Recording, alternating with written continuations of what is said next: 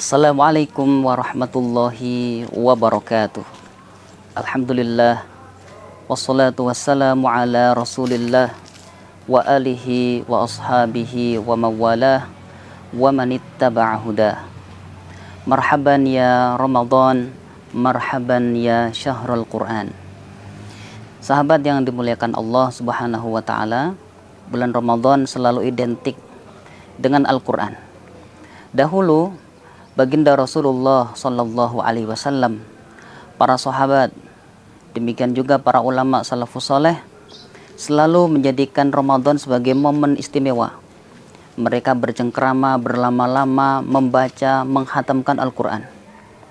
Maka hendaknya kita, walaupun hidup di zaman yang modern semacam ini, tentulah kita juga berusaha meneladani, mencontoh, menjadikan Al-Quran sebagai pelipur hati sahabat kita sehari-hari, apalagi di momen ini, momen bulan Ramadan. Sayyiduna Utsman ibnu Affan pernah mengatakan, "Lau taharat qulubuna lama syabi'at min kalamillah."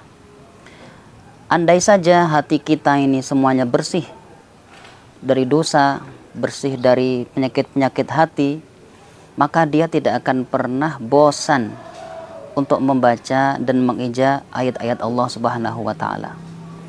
Maka coba sama-sama kita evaluasi, kita cek hari ini. Di hari ini kira-kira bagaimana kedekatan kita dengan Al-Quran. Apakah hati kita merasakan kelezatan, merasakan kenikmatan ketika kita membaca Al-Quran? Karena Al-Quran itu hakikatnya adalah hidangan Allah untuk kita. Baginda Nabi sendiri yang mengatakan dalam hadis riwayat Imam Al-Hakim, "Inna hadzal Qur'an ma'dabatullah, faqbalu ma'dabatahu mastata'tum." Atau kama qala Rasulullah sallallahu alaihi wasallam. Al-Qur'an itu hidangan dari Allah, maka sambutlah, terimalah hidangan Allah ini semampu kalian. Seandainya ada menu spesial, lezat semuanya, tiba-tiba saat kita cicipi, lidah tidak merasakan rasa lezat. Itu biasanya yang salah bukan di kokinya, yang salah bukan pada bumbunya, yang salah itu biasanya pada lidah kita.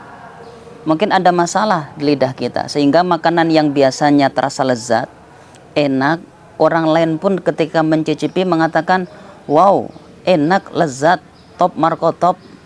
Tapi kenapa saat kita mencicipi kita nggak merasakan enak, bahkan kadang pahit? Berarti masalahnya ada di lidah kita. Mungkin badan kita kurang sehat juga bisa. Demikian pula ketika kita membaca Al-Quran, kok merasakan gampang jenuh, tidak enak. Itu yang salah bukan pada hidangan Allah yaitu Al-Qurannya, tapi kemungkinan besar itu yang bermasalah adalah hati kita. Mungkin hati kita masih penuh dengan noda-noda dosa. Mungkin hati kita masih menyimpan banyak-banyak prasangka. Ada iri, dengki, riak, dan lain sebagainya.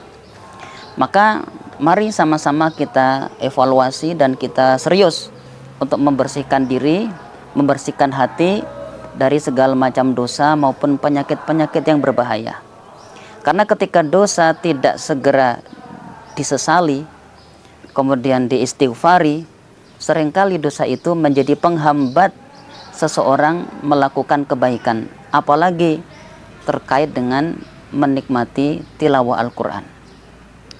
Nah, maka kalau hati bersih, dosa sudah diistighfari, insya Allah Allah akan berikan taufik, kemudahan, rasa manis saat kita melakukan ibadah. Satu lagi, ketika dosa ada yang belum diampuni oleh Allah, seringkali dosa yang belum terampuni itu menjadikan seseorang terhalang dari mendapatkan kematian yang husnul khotimah. Ada kisah seorang yang laki-laki yang dulu hampir-hampir dia melakukan zina, tapi karena kemudian dia diprank sama si perempuannya, akhirnya perbuatan zina itu tidak jadi terlaksana. Tapi dia merasa menyesal. Kenapa menyesal? Menyesal kok nggak jadi zinanya. Menyesal kenapa kok saya malah kena prank sama si perempuan itu. Jadi dia akhirnya menikah, berumah tangga biasa, normal, sewajarnya. Ibadah juga biasa. Tapi justru ketika menjelang detik-detik sakaratul maut, yang keluar dari lisannya itu bukan kalimat la ilaha illallah, tapi cerita meluncur dengan begitu lancarnya menggambarkan kisah dia yang gagal melakukan zina karena diprank oleh si perempuan tersebut. Dia menyesal, kenapa kok saya kena prank. Dia menyesal, kenapa kok dulu tidak cerdas ketika dikerjain, diprank oleh wanita tersebut sehingga rencana zinanya gagal. Menyesal karena gagal berzina, bukan menyesal karena pernah berbuat zina. Itu ketika ada dosa tapi tidak segera disesali, akhirnya tidak mendapatkan ampunan dari Allah hingga akhir hayat. Maka sekali lagi, mari bersihkan hati kita, perbanyak baca istighfar, minta ampun semua dosa yang pernah kita lakukan dengan sengaja maupun nggak sengaja, saat sendiri maupun beramai-ramai, saat kita di tengah halayak maupun saat di kamar sendirian, termasuk juga dosa-dosa yang kita masih ingat ataupun tidak lagi kita ingat, kita minta ampun sepenuhnya kepada Allah. Semoga dengan ini nanti Allah karuniakan rasa nikmat kepada kita saat membaca tilawah Al-Quran hingga air mata bisa menetes karena merasakan takut kepada Allah. Di tengah-tengah bacaan-bacaan kita ada bayangan surga, bayangan neraka, kerinduan kita kepada baginda Rasulullah.